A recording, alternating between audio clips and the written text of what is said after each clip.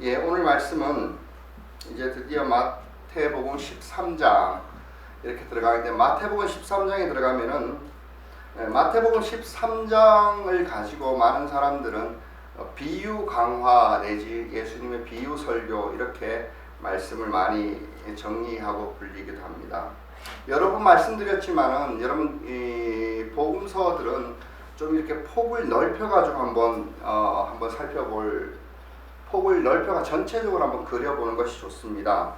왜냐하면은 전에도 말씀드렸듯이 이 마태는요, 예수님의 어떤 기적이나 훈화의 말씀들을 단순하게 시간적인 순서대로 자기가 기억나는 대로 막 이렇게 적어 나갔던 것이 아니라 전체적인 틀을 자기가 이렇게 전하고 싶은 어떤 신학적인 관점 안에서 그 배경에 따라서 그 안에서 예수님의 어떤 이적들이나 그것들을 이렇게 맞춰 넣었다는 것을 기억하셔야 됩니다.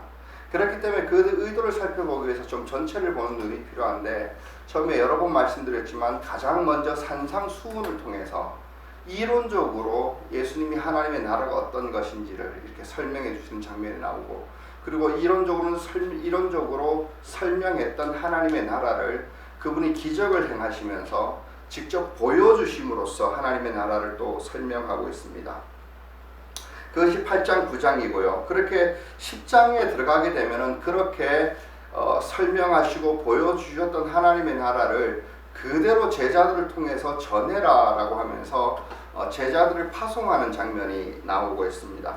그리고 11장부터 가면 좀 분위기가 반전되어져서 이렇게 전하고 있는 하나님의 나라의 메시지에 대한 사람들의 어떤 의혹들이나 반대 세력들이 있었다라는 것을 전하고 있고, 12장에 가면 그 반발이 거세지고 있었다라는 것을 이야기하고 있습니다. 그러고 나서 이제 마태복음 13장에 가면은 쉽게 말하면 그 메시지들을 직설적으로 얘기하는 것이 아니라 비유를 통해서 감추시는 겁니다. 그래서 왜 이렇게 비유를 통해서 메시지들을 드러날 듯 하면서도 드러나지 않은 것처럼 감추시는가? 여러 가지 있지만 이건 뭐 다음 주에 좀 볼 거라 이렇게 생각되지만은, 한마디로 이제까지 충분히 예수님은 하나님의 나라에 관해서 그들에게 가르쳐주고 보여주셨다라는 겁니다. 그리고 나서 이제부터는 좀 진실된 알곡을 가려내려는 이런 의도가 있다라는 겁니다. 그래서 처음에 많은 사람들이 예수님을 바라보면서 따라올 때는 저 사람은 정말로 새로워, 이전까지와는 달라, 그리고 또 좋은 일이 있어, 뭐 오병이어의 기적이나 뭐 기적을 행하는 수많은 기적들 가운데 굉장하고 놀랍고, 그러면서 어떤 인기와 어떤 화려함을 바라보고 쫓아갔던 수많은 사람들 가운데서 이제 알곡을 가려내시려는 의도가 있다라는 겁니다. 그래서 어느 정도 비유를 통해서 진짜 핵심 메시지들은 좀 감추시기도 하고, 또 어떤 사람이 드러내기도 하는데, 그것이 뭐냐면 사람들 마음에 들어오기도 하고, 사실 그 마음 안에서 어떤 그 양갈래의 길이 좀 나오도록 하는 어떤 기준이 될 만한 그런 말씀을 좀 전합니다. 그래서 비유 말씀들을 보면은 좀 사람들의 내면을 좀 울리는 것이 있고, 또 어떻게 보면은 좀 그 내면을 찌르고 고발하는 내용들이 좀 보여지게 됩니다.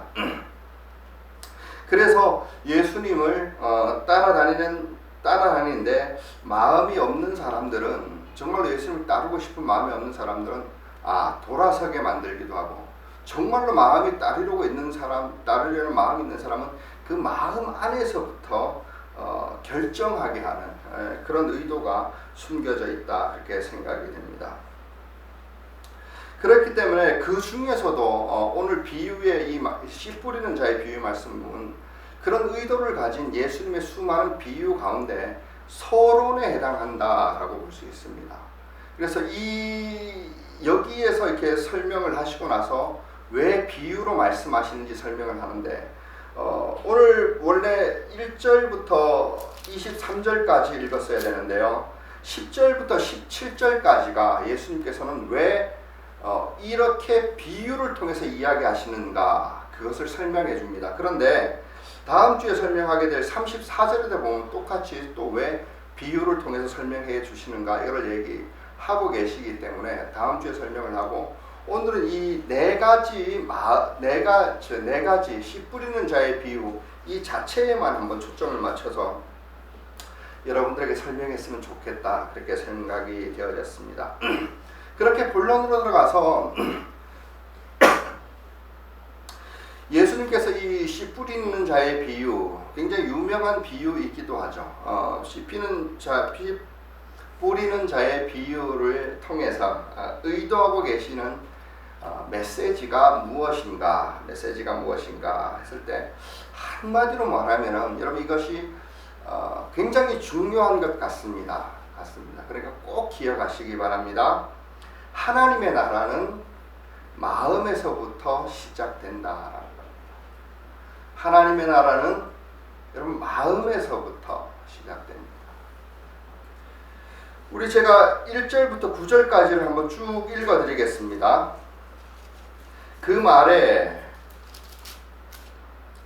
그날에 예수께서 집에서 나오셔서 바닷가에 앉으셨다. 많은 무리가 모여드니 예수께서는 배에 올라가 앉으셨다. 무리는 모두 물가에 서 있었다. 예수께서 그들에게 비유로 여러 가지 일을 말씀하셨다. 그는 이렇게 말씀하셨다. 보아라, 씨 뿌리는 사람이 씨를 뿌리러 나갔다. 그가 씨를 뿌리는데 더러는 길가에 떨어지니 새들이 와서 그것을 쪼아 먹었다. 이렇게 하면서 마지막에 보면은 세 가지 밭이 나오고요. 마지막에 좋은 땅 8절이 나오는데, 그러나 도로는 좋은 땅에 떨어져서 열매를 맺었는데 어떤 것은 100배가 되고 어떤 것은 60배가 되고 어떤 것은 30배가 되었다. 귀 있는 사람은 들어라. 이 얘기를 예수님께서 그냥 비유로 하신다라고 해도 사실 굉장한 신학적인 지식이 있어서라기보다는 평범한 사람들조차 예수님이 대충 어떤 이야기를 하고 계신다, 이것은 평범한 사람이라면 알 수 있는 내용입니다. 사실 굉장히 어려운 내용이 아니에요. 단순한 내용이에요. 한마디로 말하면 씨라는 것이 무엇이겠습니까? 씨는 한마디로 하나님 말씀 내지 어떤 복음, 이렇게 이야기할 수 있겠죠. 그러면 씨 뿌리는 사람은 누구이겠습니까? 전도자일 수 있고요. 여기서 보면은 예수님 그래도 되겠죠. 예수님 최초에 시작하셨으니까. 그러니까 예수님 그래도 될 수 있고, 혹은 사실 여기 우영수 형제님이 얘기한 것처럼 이것은 나중에 우리에게 전해질 때는 전도자다라고 볼 수도 있을 것입니다. 그런데 문제는 이거예요. 복음 그리고 말씀은 똑같이 사람들에게 전해집니다. 예를 들어서 제가 전도자라고 하면은 똑같은 말씀을, 설교를 이게 쫙 퍼지듯이 이렇게 전해지는데, 문제는 뭐냐면은 여러 가지 종류의 사람들이 그 말씀을 받아가지고 다르게 반응한다라는 거예요. 다르게. 말씀이 다른 것이 아니에요. 받는 사람들의 마음이 어떠하냐에 따라서 그 말씀의 그 시의 역할이 달라진다는 거예요. 쉽게 말하면 말씀은 같은데 말씀을 받는 사람에 의해서 그 모든 것이 달라진다. 이것이 뭐냐면 천국 비유입니다. 천국 비유.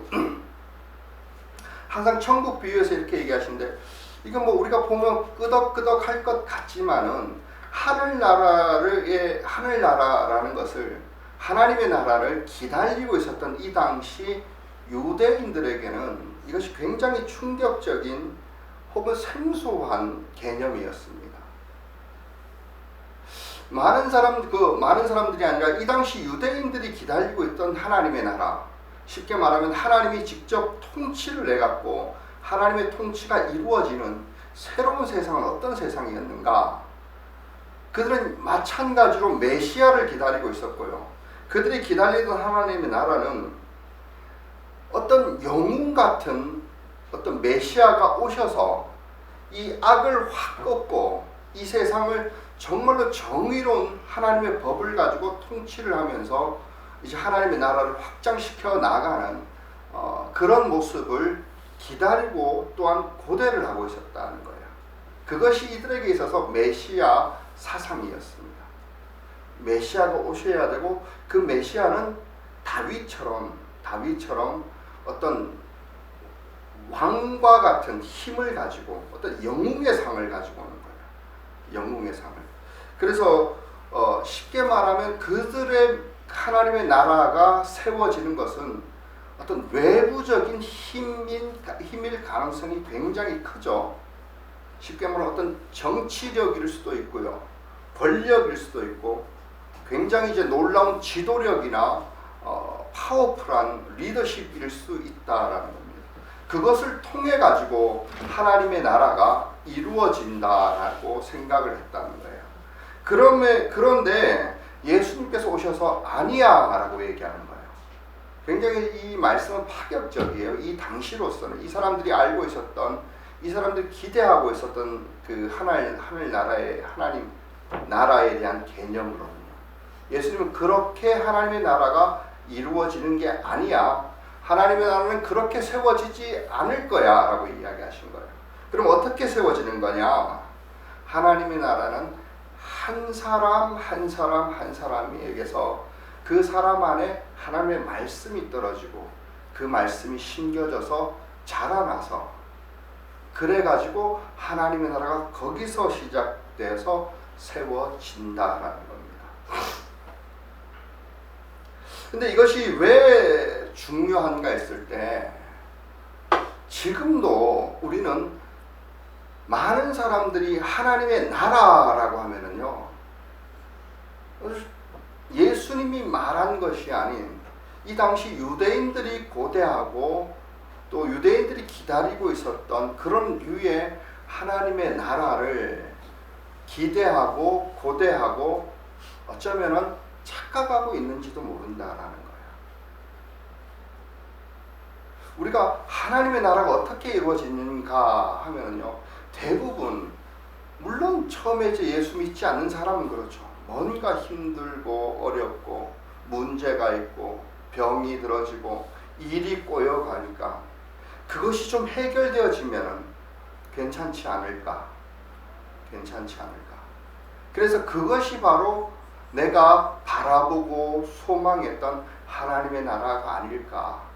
그런데요, 딱 그것이 이루어지고 나면은 아니요, 어떻게든 그거는 완전해지지 않아요.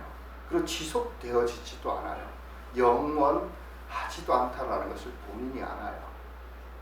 그에 비해서 예수님의 하나님의 나라는요, 우리 마음 안에서 시작되는 거예요. 마음 안에서 하나님의 의가 이루어지고 나면 거기서부터 하나님의 나라가 싹이 트이기 시작하고 계속해서 자라나기 시작한다는 거예요.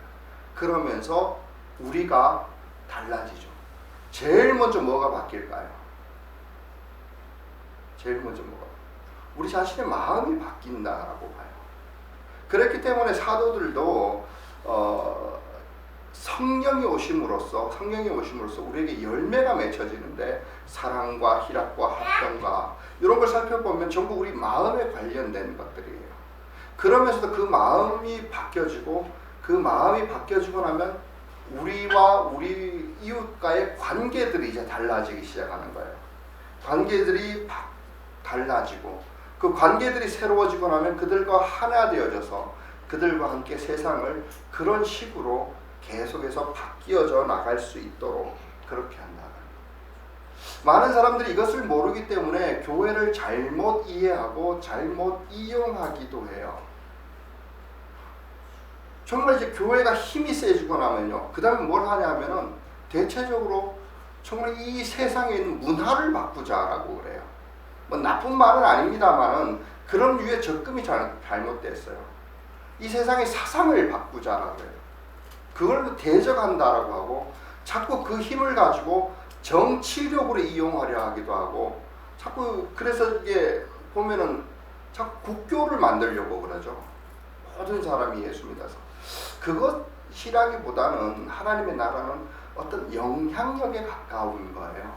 내가 행복해져서 서로 관계가 행복이 흐르게 하고 그 흐르는 행복이 점점 흘러나가도록 하는, 여러분 그것이 하나님이 또한 예수님이 말하고 있는 하나님의 나라라는 거예요. 사실 이것은 우리가 참 드러나고 있지 않지만은 많은 사람들이 이 부분에 대해서 오해를 하고 있고요. 그에 반해서 예수님은 이 부분에 대해서 굉장히 많이 강조하고 있는 것도 사실입니다. 접근 방법이 달라요. 접근 방법. 여러분 요한복음에 보면은 이런 말씀이 있는 거 아시죠? 너희가 이 물을 먹는 자마다 다시 목마르려니와 내가 주는 물을 먹는 자는 목마르지 않을 거야. 왜냐하면 그 배에서부터 솟아나는 생명수가 된다라는 거죠. 근데 여기 요 구절을 가지고 요한복음 7장에 가면은 이런 말을 해요. 이것은 성령을 가르쳐서 하는 말이다라는 거예요. 쉽게 말하면 우리가 예수를 믿으면서 성령이 우리 안에 오시는데, 우리 안에 성령이 오시면 우리 안에 뭔가 새로운 마음이 계속해서 샘 솟듯이 퐁퐁퐁퐁 일어나는 거예요. 그러고 나서 그 물은 나를 채우는 거예요. 나를 채우고 그렇게 흘러가게 된다는 거예요. 주변으로 밖으로. 그런데 많은 사람들은 이런 하나님의 나라를 고대하지 않고 자꾸 내 주변 환경만 바꾸려고 그래요. 아유 뭐가 부족해, 뭐가 안 되기 때문이야, 뭐 이게 좀 모자라는 것 같아, 나는 하려고 하니까 항상 이게 문제야, 이게 문제야, 그러면서 그것만 바뀌어지면 될 거다, 될 거다, 될 거다라고 하지만은 예수님의 말씀은 다시 또 목마를 거니와 목마르려니와 이렇게 얘기해요. 그거 해결되고 나서도 여전히 다른 문제가 여전히 남아있고, 그게 좀 갈증을 해결하는 것 같고 속 시원하게 되는 것 같지만 몇 번 지나면 당연히 목마르게 되어 있어. 왜냐하면 네 안에서 솟아나는 생물이 없기 때문이야. 사실 그래서 이 기준을 가지고 성경을 보면은 예수님 메시지들이 왜 근원적으로 이 당시 랍비들과 달랐는지, 또 많은 사람들이 이게 좀 획기적이었는지도 우리는 알 수 있을 겁니다. 예수님의 메시지는 항상 우리 안에서 시작되는, 이 마음에서 시작되는 것으로 얘기를 해요. 그래서 산상수훈의 첫 번째가 뭐였습니까? 마음이 가난한 사람이 복이 있어. 마음이 가난한 사람. 그 모습 위에서, 거기에서부터 하나님의 나라가 시작이 되어지는 거다라는 거예요. 그래서 말씀을 씨앗으로 비유하기도 하고 겨자씨처럼 작은데 점점 자라나고 커진다라는 이런 비유들이에요. 우리 신앙생활이 여기에 기준에 좀 부합하고 맞아 들어가면 좋겠다, 이런 생각이 많이 드는 것입니다. 여전히 어떤 경우에라도 우리에게는 부족함과 연약함과 그런 것들이 있어요. 이 세상에서 완벽하게 우리가 정말로 하나님 앞에 섰을 때 죽음 너머에서 바라보는 그 천국이 이 땅에서는 절대로 이루어지지 않아요. 뭔가 항상 부족한 것 같고 연약한 것 같고 뭔가 모자라는 것 같으나 우리 안에서 커져서 그것들이 우리 밖으로 흘러나가도록 하는데 초점이 있다라면 그것이 문제가 되는 게 아니죠. 거꾸로 그것이 문제가 있기 때문에 우리 안에 천국이 안 일어나 이러고 있을 수 있다라는 거예요. 그렇기 때문에 사도 바울도 로마서, 우리가 지금 로마서 읽고 있죠. 로마서에 보면은 처음에 어떤 이론적인 부분들이 이렇게, 이론적인이라고 해야 되나? 하여튼 또 영적인 좀 그런 부분을 설명되어지고 나서 그 첫 번째 실천적인 부분에 첫 번째 들어가자마자 이렇게 얘기를 해요. 여러분은 이 시대의 풍조를 본받지 말고, 있죠? 없나요? 예. 여러분이 이 시대의 풍조를 본받지 말고 마음을 새롭게 함으로 변화를 받아. 마음을 새롭게 함으로 변화를 받아. 그럼 마음을 새롭게 함으로 변화를 받아. 여러분 이제 마음을 바꾸기 위해서 우리가 해야 될 일은 참 많아요. 참 많아요. 그런데 가장 빠른 건 어떻게든 내 마음을 바라보는 거예요. 교회를 바라보고 살펴보면서 이거 이렇게 꾸몄으면 좋겠고 이건 이렇게 했으면 좋겠고 예배 순서 이렇게 다 좋아요.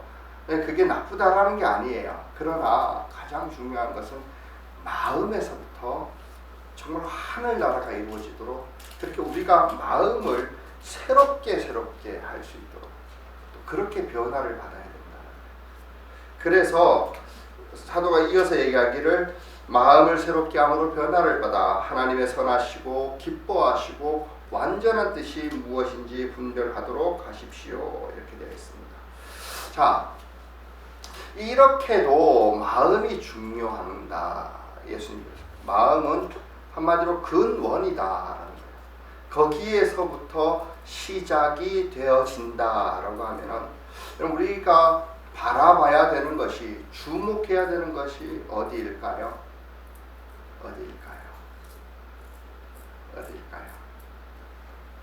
어디일 것 같으십니까?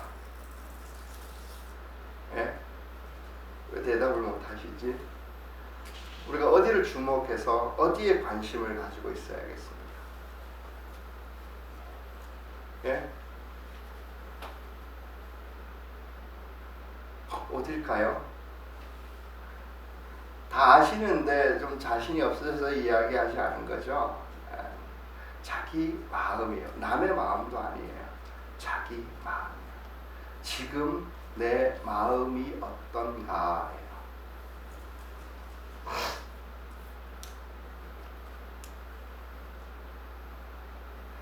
그렇기 때문에 우리는 정말로 내 마음이 어떤가 살펴볼 수 있어야 돼요. 그런데 많은 사람들이 의외로요, 신앙생활을 한다라고 했을 때 자기 마음을 말씀으로부터 비추어 보는 것을 의외로 많이 게을리합니다. 정말로 많이 게을리하고 그렇게 말씀하고 자기 마음하고 부딪혀 보지를 않아요. 외부 환경은 혹은 남의 마음은 말씀하고 비춰보고 판단하고 그러는데 자기 마음은 비추지 않아요. 끝내는 정말 잘 몰라요. 그래서 예수님은 그 마음밭을 종류를 4가지를 이야기를 하면서 오늘 본문 말씀을 시작하고 있습니다. 근데 이 본문 말씀의 용도는요, 사실 3가지 마음밭이 합당하지 않은 마음밭이고, 한 가지 마음이 예수님 마음에 또 하나님의 나라에 시작되어지고 세워지는 그 마음인데, 쉽게 말하면 이 용도가 어떠냐 하면 통상적으로 대부분의 우리가 만나는 많은 마음들이 대체적으로 이러하다라는 거예요. 그래서 그것을 봤을 때 내 마음은 또 어느 쪽에 있는가 살펴볼 수 있겠죠. 또 그래서 모든 것이라고 할 수 없겠지만 어떤 영역별로 좀 다를 수 있어요. 그리고 또 하나는 사실 이 구절들을 자세히 보게 되면요, 아까 전에 우영구 형제님이 전도자다라고 했는데 그 말이 맞는 것 같아요. 이 구절을 이 마태복음 전체 문맥에 살펴보면은 제자들을 보내시면서 너희들은 복음을 전하겠지만 이러한 사람을 만날 거야 그러시는 것 같아요. 그래서 실망하지 마 이렇게 말씀하시는 것 같기도 해요. 어떤 2가지 용도로 이렇게 쓸 수 있는데 어쨌든 그 마음을 한번 살펴보고 우리 마음을 비춰보기도 하고 좀 그래 봤으면 좋겠다 싶습니다. 첫 번째, 말씀을 받고 있는 마음은 어떤 마음인가? 그 마음 종류 중에는 길가 마음밭이라는 게 있습니다. 우리 18절과 19절 말씀을 한번 보겠습니다. 우리 같이 한번 읽어볼까요? 같이 읽어보겠습니다. 시작. 너희는 이제 씨를 뿌리는 사람의 비유가 무슨 뜻인지를 들여라. 누구든지 하늘나라를 두고 말씀을 듣고도 깨닫지 못하면 악한 자가 와서 그 마음에 뿌려진 것을 빼앗아간다. 길가에 뿌린 씨는 그런 사람을 두고 길가 어떤 마음일까? 마음을 이야기하는 건데 어떤 마음일까? 제가 우리 성경 통독할 때 한번 그런 얘기를 한 것 같습니다. 제 경험입니다만은 정말로 나에게 유익이 되어지고 나에게 강하게 힘이 되어준 말씀은요, 오래 남은 거예요. 오래 남은. 이게 말씀이 뭐 어려워서 막 대단한 깨달음이 있었다는 게 아니에요. 여러분 그 경험해 봤을지 모르겠지만은 오래 있어요. 오래 있어요. 잊으려고 그래도 기억이 나요. 그런 것들은요 몇 년이 지나도 10여 년이 지난다 그래도 내 머릿속에서 지워지지가 않아요. 외웠다 이거하고 차원이 달라요. 그래서 통독할 때 제가 이런 말씀을 한 적이 있죠. 어떤 경우에 말씀 하나가 여러분들이 마음에 남아있을 것이고 살아가다 보면은 그 말씀이 어떻게 떠오를 거야 이렇게 얘기한 적이 있을 거예요.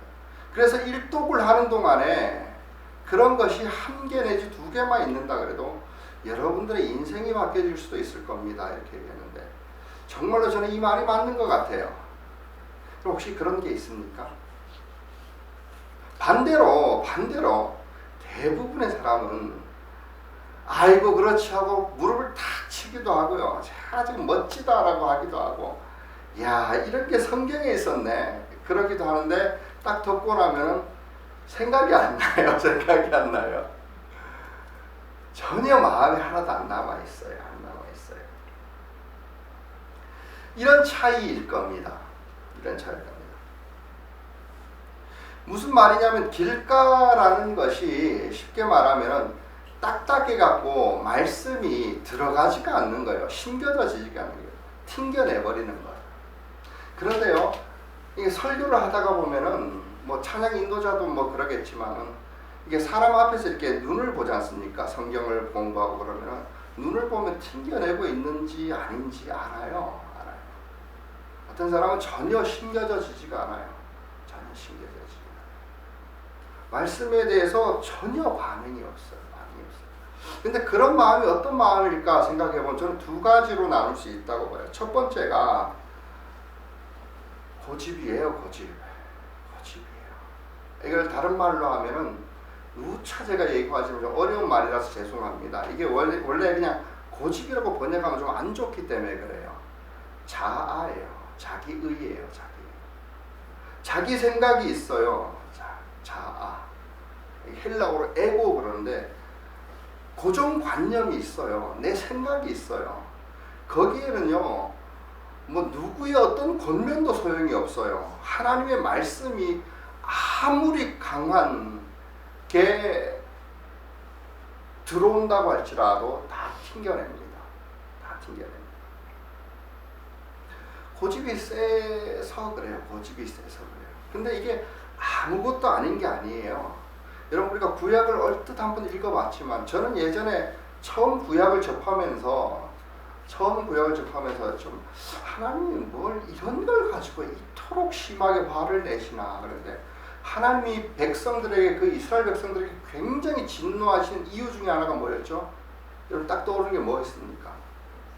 우상 숭배도 그렇기도 하고 그런데 처음부터 계속해서 이게 끝까지 나온 게 뭐냐면 고집이에요. 목이 곧은 백성들이죠. 고집을 부리고 있다는 거예요. 마음이 강팍하다라는 말이 그 말이에요. 마음이 딱딱하다라는 거예요. 아무리 무슨 얘기를 해도 아니라는 거예요. 고집이 있다는 거예요. 그래서 예를 들면은 예레미야서 5장 23절에서 25절 제가 읽어드리겠습니다. 그러나 너희는 목이 보다 고집이 세고 반역하는 백성이어서 나에게 돌아서서 멀리 떠나고 말았다. 너희는 마음 속으로라도 주 우리의 하나님은 두려운 분이다. 그분은 제때에 비를 주고 이른 비와 늦은 비를 철따라 내리며 곡식을 거두는 일정한 시기를 정하여 주셨다 하고 말한 적이 없다. 바로 너희의 모든 죄악이 이러한 것들을 누리지 못하게 하였고 너희의 온갖 범죄가 그 좋은 것들을 가로막아 너희에게 이르지 못하게 하였다. 이게 무슨 말입니까 하면은 뭔가 자기가 지금까지 살아오면서 보면은 상황을 딱 봐도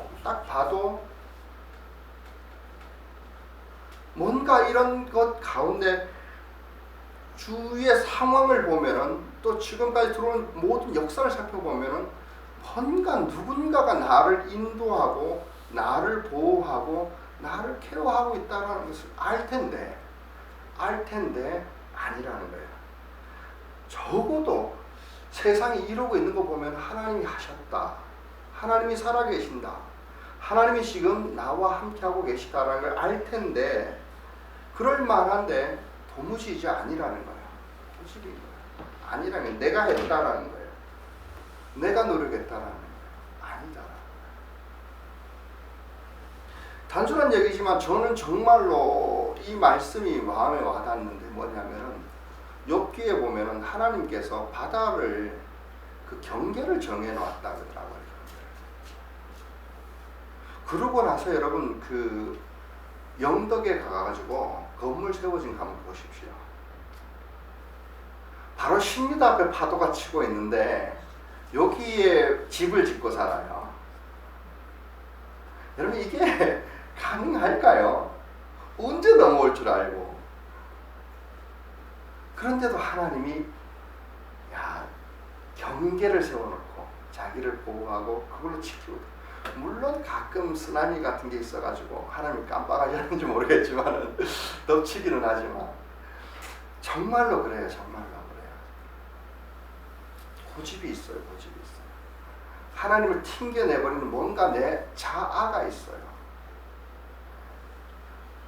그게 자신의 노력이건 자신의 의로움이건 자신의 지식이건 뭔가 그런 게 있는 것 같아요. 또 그런 마음 중에 첫 번째 고집이라면, 두 번째는 뭐냐면은 저는 식은 마음이라고 볼 수도 있을 것 같아요. 식은 마음. 익숙해져 버렸던 것 같아요. 혹은 무관심인 것 같기도 해요. 우리가 얼마 전에 한번 살펴봤던 말씀이지만은 마태복음 11장 16절 17절입니다. 여기에 보면 이런 말이 있습니다. 예수님께서 하신 말씀인데, 이 세대를 무엇에 배길까? 이 세대를 무엇에 배길까? 이것은 예수님이 그 마음에 좀 답답해 갖고 하시는 말씀이에요. 마치 아이들이 장터에 앉아서 다른 아이들에게 이렇게 말하는 것과 같아. 우리가 너희에게 피리를 불어도 너희는 춤을 추지 않고 우리가 곡을 내도 너희는 울지 않는다. 이렇게 한번 해봅시다. 저렇게 한번 해봅시다. 저 이런 게 진리입니다. 저런 게 진리입니다. 그래도 시무룩해요. 느긋해요. 미지근해요. 점잖은 척하지만 마음에 어떤 요동도 고요함도 동요도 없어요. 아무런 비전도 소망도, 다시 살아날 것 같은, 다시 생기가 돌 것 같은 그런 소망도 전혀 없는 그런 마음이 아닌가 싶어요. 그런 마음을 향해서 예수님이 하신 말씀이 뭡니까? 큰일 났다라고 얘기하는 겁니다. 안절부절 못 하시는 거예요. 시장터에서 내가 그토록 피리를 불어도, 앉아서 주저앉아 엉엉 울어도 티끌만큼의 반응도 없는 거예요. 죽는다 이렇게 얘기해도 생명에 대한 고귀함도 한 번도 걱정조차 안 해봐요. 진짜 자기 장래에 대해서, 미래에 대해서 알면서 괜찮다라는 겁니다. 다 알고 있는 듯이 무관심한 거예요. 여러분, 그렇다고 괜찮은 것이 아니잖아요. 그러면서도 이런 식어져 버린 마음, 식어져 버린. 도무지 소망도 없고 절망도 나중이겠까. 지금 좋으면 되지 뭐. 지금 이 정도면 되지. 정말 요지부동이에요. 어떤 말씀도 파고들지 못하는 그런 마음이 아닐까. 여러분, 그렇지 않았으면 좋겠습니다. 길가의 마음밭이 내가 아닌지 한번 우리 마음을 한번 말씀에 비춰서 점검해 봤으면 좋겠어요. 단순한 것 같지만, 뭔가 아닌 것 같지만 교회 속에서요, 이렇게 한번 해보십시다. 이게 중요해요 라고 했을 때 뭔가 여기에 마음이 모아져지고요, 이것 때문에 으쌰으쌰 해보고요, 여기에 관해서 비전을 품어보고 같이 함께 이렇게 좀 움직이는 이런 살아있는 순한 귀, 순한 마음, 뭔가 마음이 쏙쏙쏙 들어오는, 뭔가 마음이 좀 이렇게 좀 생기가 있고 움직여지는 이런 게 있어야 되는데 다 튕겨내요. 다 튕겨내요. 뭔가 어떻게 동기부여를 해야 될지, 무슨 말을 해야 될지, 정말로 시장통에 앉아서 아무리 피리를 불어도, 아무리 주저앉아 엉엉 울어도 도무지 꼼짝도 안 하는 그런 마음밭일 수 있다는 거예요. 두 번째 마음밭은 어떤 마음밭일까? 돌짝 마음밭입니다. 돌짝 마음밭의 특징은 뭘까? 우리 20절과 21절 말씀을 한번 읽어보겠습니다. 제가 읽어드리겠습니다. 또 돌짝밭에 뿌린 씨는 이런 사람이다. 그는 말씀을 듣고 곧 기쁘게 받아들이기는 하지만 그 속에 뿌리가 없어서 오래가지 못하고 말씀 때문에 환난이나 박해가 일어나면 곧 걸려서 넘어진다. 돌짝밭은 어떤 마음밭인가? 씨가 떨어졌어요. 겉으로 볼 때 아주 좋은 땅에 떨어진 것 같아요. 근데 그 씨가 떨어졌던 바로 밑에 돌이 있는 거예요. 커다란 돌이. 그럼 어떻게 되겠습니까? 씨는 바로 싹을 틔웁니다. 생기 있게 자라는 것 같지만은 뿌리가 박히지를 못해요. 뿌리가 하다가 그 돌에 박혀서 뿌리가 있지 못하기 때문에 어떤 조그만한 시험에도 금방 넘어져지고 좀 뿌리가 없어 흔들려 버리는 그런 것들입니다. 이런 마음을 가진 사람들도 참 많은 것 같아요. 처음에 정말로 기쁨으로 말씀을 받아들이고 정말 여기 소망이 있고 여기에 내 모든 인생을 걸어보겠다라고 이야기하고 열심을 내는 것 같지만 어느 순간인가 보면 그 사람이 없어요. 뭔가 정말 우리가 전도자다라고 하면은 이런 사람들을 많이 부딪히게 될 겁니다. 우리 스스로도 그런 말씀이 있고 저는 이제 초점을 맞추고 싶은 게 이거였어요. 그럼 도대체 돌이 뭔가요? 돌이 뭔가? 돌을 제거해야 되잖아요. 돌이 뭘까? 저는 쉽게 말하면 말씀이 뿌리지 내리지 못하게 하는 것이 도대체 뭐가 있을까 생각해 봤는데 그걸 한마디로 얘기하기 어렵지만은 그 사람의 어떤 습관이라고 봐요. 습관에서 배어져 있는 어떤 마음 같은 것이 아닐까. 어떤 사람은 증오심이고요. 어떤 사람에게 미움이고 어떤 사람에게 지나친 열등감, 어떤 사람에게는 정말로 남에게 인정받고 싶은 교만한 마음일 수도 있어요. 더 한번 생각해 보면 이것은 모두 다 마음의 상처들이에요. 아픔들이에요. 정말 우리 마음에 그게 꽉 자리하고 있어서 말씀이 살아있는 말씀이 그것을 뚫고 들어가지는 못하는 것 같아요. 그래서 뿌리를 내리지 못하는 것 같아요. 정말로 그런 게 많아요. 처음에 다 이렇게 괜찮은 것 같은데 정말 말씀을 가지고 막 열매 맺을 것처럼 좀 환호하고 기뻐하는 것 같은데 조금 지나보면 언제부터인가 그 마음에 돌하고 말씀의 뿌리하고 박히는 거예요. 그리고 그 돌이 깨지지 않고 부서지지 않아요. 말씀이 뿌리 내리지 못하게 만드는 것 같다. 그런 사람의 특징이 뭔가? 그런 사람들은 항상 불평과 불만에 가득 차 있어요. 온통 그래요. 그래서 틀림없이 감사가 별로 없을 거예요. 시편 106편 24절에서 25절 보면 이런 말씀이 있습니다.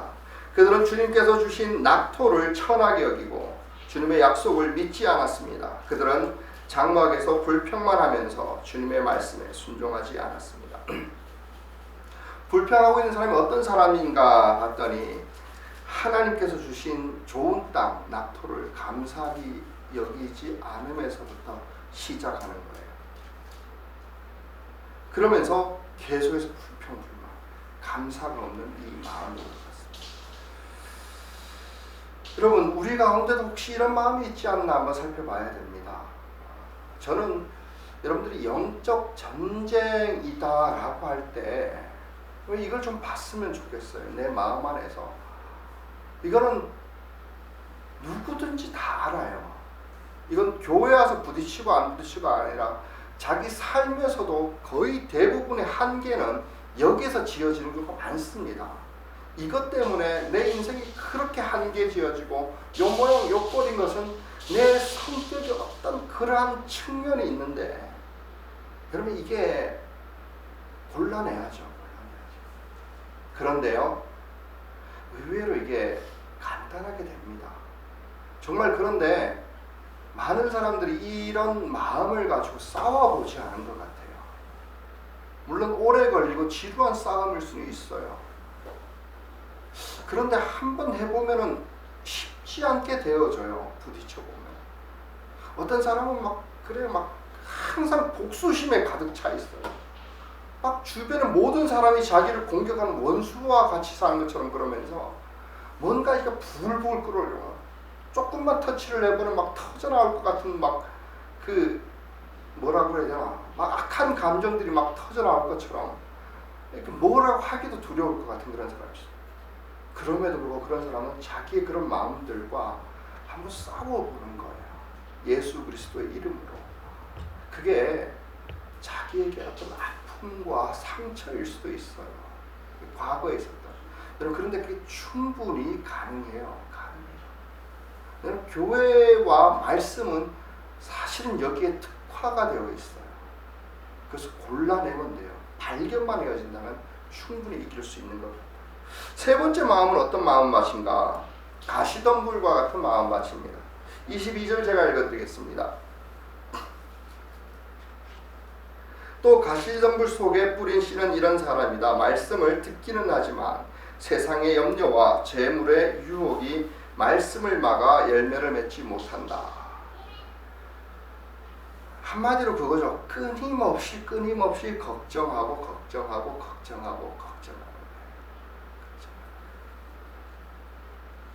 제가 이제 야단치는 게 아니라 여러분들이 웃으라고 하는 얘기입니다. 신시장에 오이가 드디어 한 개 2,000원이 됐답니다. 근데 거기에 가지고 이렇게 얘기하는 우리 어머니들의 말씀을 웃으라고 하는 얘기 야단치는 게 아니에요. 오이가 하나에게 2,000원이 됐기 때문에 큰일 났다는 거예요. 예. 오이 한 개 2,000원이 뭐냐는 거예요. 2,000원. 말이 되냐는 거예요. 이런 세상이 어디 있냐는 거예요. 큰일 났다.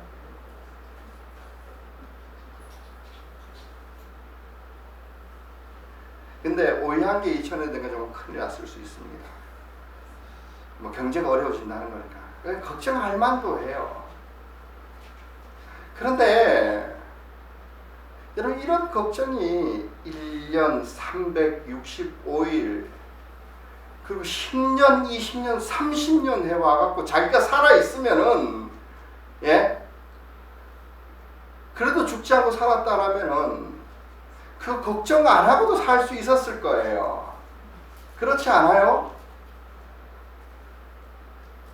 한번 걱정이 될 만도 하죠. 근데 모든 생각이 거기 근심과 걱정에 쌓여가지고 이 재물 때문에 세상 염려 때문에 전부 그렇다라면 우리 세상에 우리 인생이 너무 억울하지 않습니까?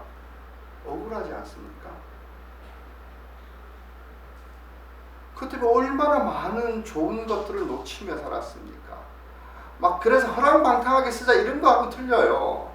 여러분 그런 근심과 걱정 한번 내려놓고 하루만 편안하게 가만히 앉아서 웃어본 적이 있어요? 걱정만 안 했어도 얼마나 편한 삶인데 이런 마음같이 있어요. 이런 마음. 예수님께서 마태복음 이건 기존에 다뤘기 때문에 한 번쯤 이렇게 다시 해봅니다. 사실 이게 문제가 크고 많은 사람들이 여기에 빠져서 헤어나오지를 못합니다. 6장 25절에 보면 이랬습니다. 그러므로 내가 너희에게 말한다. 목숨을 부지하려고 무엇을 먹을까 무엇을 마실까 걱정하지 말고 몸을 감싸려고 무엇을 입을까 걱정하지 말아라. 목숨이 음식보다 소중하지 아니하냐 몸이 옷보다 소중하지 아니하냐. 예수님의 말씀을 한마디로 뭐냐면은 목적과 수단이 바뀌지 말아라는 거예요. 우리 한평생이 먹는 거 걱정하다가 하기에는 그러기엔 우리 생명이 너무 고귀합니다. 뭘 입을까 걱정하다가 우리 인생 다 마치기에는 우리 몸이 훨씬 더 소중해요. 이렇다라는 거예요. 그 목적과 수단 바뀌지 말아라는 거예요. 진짜 중요한 게 뭔지 보라라는 거예요. 그리고 또 이 걱정을 해서 상태가 호전이 되면, 이 걱정을 해갖고 조금이라도 더 좋은 거 먹을 수 있으면 걱정하죠. 그죠? 걱정을 해서 조금이라도 더 좋은 거 입을 수 있으면 걱정을 해도 나쁘지 않아요.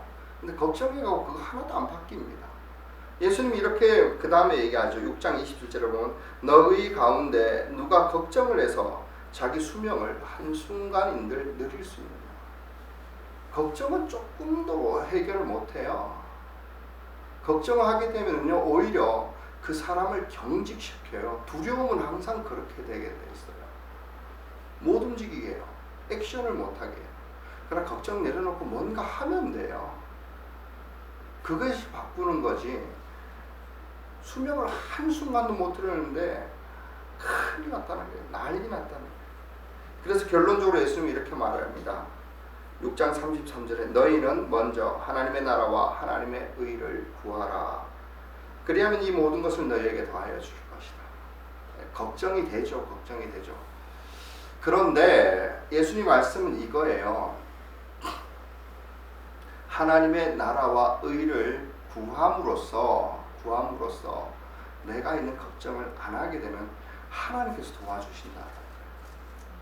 그냥 우리가 걱정 열심히 하면서 하나님 주세요 그런다고 될 문제는 아니라는 거예요. 오히려 정말로 하나님이 살아계신 것 알고 하나님의 능력이 있는다라고 알면은 거기 소탈하게 나와서 오히려 다른 일을 하라는 거예요. 하나님의 나라와 그 일을 위해서 도전을 해봐. 그러면은 정말로 감사할 일이 넘칠 거야. 네가 생각하지도 않았던 것들이 세워질 거야. 예수님, 하나님께서 이스라엘을 가나안 땅에 집어 보내면서 약속했던 게 뭡니까? 그들의 소망은 네 손으로 짓지 않은 집을 줄 거야. 네가 한평생 가져보지 못한 그 땅을, 농가밭을 내가 줄 거야. 네가 손수 기경하지도 않았고 뭐 이렇게 밭 갈지도 않은 땅을 그대로 너희에 줄 거야. 이거였어.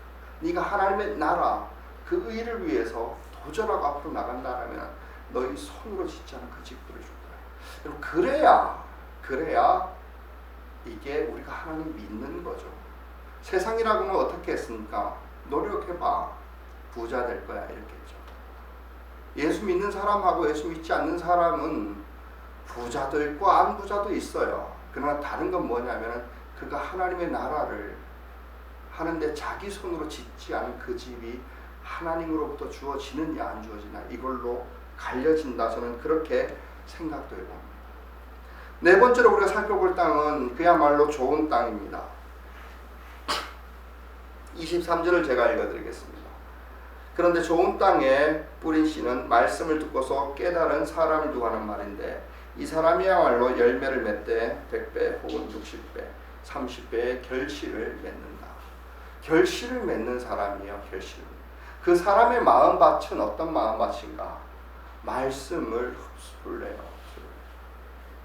말씀에 대한 갈증이 있어요.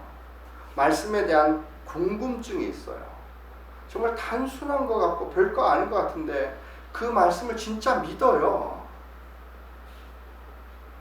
믿으면 어떻게 될까요?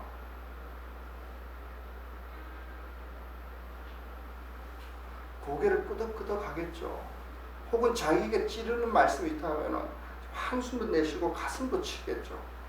그리고는요, 그 사람은 행동해요. 회개를 하든지 아니면 더 다른 방향으로 노력을 하든지 그것을 하는 거예요. 말씀이 궁금해요. 눈이 달라요. 반짝반짝거려요. 애절함이 있어요. 말씀이 귀한 줄 알아요. 조금이라도 말씀과 더 가까이 하려는 그런 자리가 있으면 나아가려고 하고 또 그것에 대해서 자기가 마음이 맞아드는 거가 있으면 흡수를 하고 실천을 하고 그러면서 하나씩 달라집니다. 근데 저는 여기에서 주목해야 되는 것이 열매를 맺는다라고 했는데 이 열매가 중요한 것 같습니다. 열매가 중요해요. 이 열매는 어떤 열매인가 살펴보면 성경에서 신약 성경에서 특히 열매라고 할 때는 두 가지예요. 한마디로 하면은 예수 닮아가는 거예요. 그게 가장 중요한 열매입니다. 예수 닮아가는데 예수 닮아가는 걸 어떻게 알 수 있는가 하면 첫 번째로 예수 마음을 닮아갈 때 예수님이 품었던 그 마음을 닮아갈 때 그것을 열매 맺는다 그래요. 그것을 성경에는 성령의 열매로 표현을 했어요. 그래서 그걸 보면은 갈라디아서 5장 22절을 보면 그러나 성령의 열매는 사랑과 기쁨과 화평과 인내와 친절과 선함과 신실과 온유와 절제입니다. 이렇게 됐습니다. 예수님의 마음을 닮아가는 거예요. 두 번째로 열매가 뭐냐면은 사역의 열매를 맺혀집니다. 사역의 열매다라고 할 때 여러분 가장 먼저 드러나는 것은 관계가 달라지는 거예요. 관계가 달라지죠. 예전하고 똑같은 관계가 아니에요. 좀 뭔가 이상한 관계가 있으면 그것 때문에 관계가 회복되어지는 거예요. 그러면서 이것은 거꾸로 하면 세속화죠. 세속화. 내가 세상처럼 되어버린 거지만 아니면은 세상에 있는 사람들이 나의 그 아름다움을 보고 나와 새로운 관계를 맺어가지고 교회 안에서 하나의 가족이 되어지는 이런 것들을 이야기하는 거예요. 여러분 이런 것들이 맺어지게 된다라는 겁니다. 말씀을 마무리하려고 합니다. 하나님께서 예수님께서 이 땅에 주시기로 한 하나님의 나라 천국은 어떤 것인가? 여러분 우리 환경 나 아닌 다른 사람 어떤 거 바뀌어지는 거 그거 매우 중요하죠. 여러분 그런데 외부로부터 외부가 바뀌어지는 것은 우리에게 있어서 하나님의 나라가 절대로 오지를 않습니다. 세워지지가 않습니다. 왜요? 구약에서 하나님이 하셨던 일이에요. 그게 안 돼서 예수님께서 오셔서 우리 말씀 안에 성령을 통해서 천국을 시작해 하시는 거예요. 좋은 마음밭이 되어졌으면 좋겠습니다. 좋은 마음밭이 되어져서 하나님의 말씀을 받고 그 말씀이 결실을 맺게 되면 잘 가꾸면 여러분 먼저 우리 마음 안에 예수 닮아가는 그런 마음이 생기는 거예요. 예수 닮은 마음이. 그리고 관계가 회복되어지고 또한 그 사람들이 모여서 교회를 이루는 거예요. 그 교회가 일어나서 세상을 하나씩 바꾸어 나가고 확장되어져 가게 한다는 겁니다. 여러분 그것이 예수님이 그리고 있는 새로운 세상이고 새로운 하늘 나라였습니다. 그래서 예수님은 이런 말씀까지 하셨습니다. 내가 너희들 마음속에 불을 지르러 왔다. 이런 말까지. 여러분 불을 지르기 전까지 그 마음이 얼마나 답답함이 어떠하겠느냐 이런 말인 거예요. 뭐냐면 불씨가 살아날 듯 말 듯 후 그러면 피어오르다가 끄덕다가 꺼지고 피어오르다가 꺼지고 이걸 얘기하는 거예요.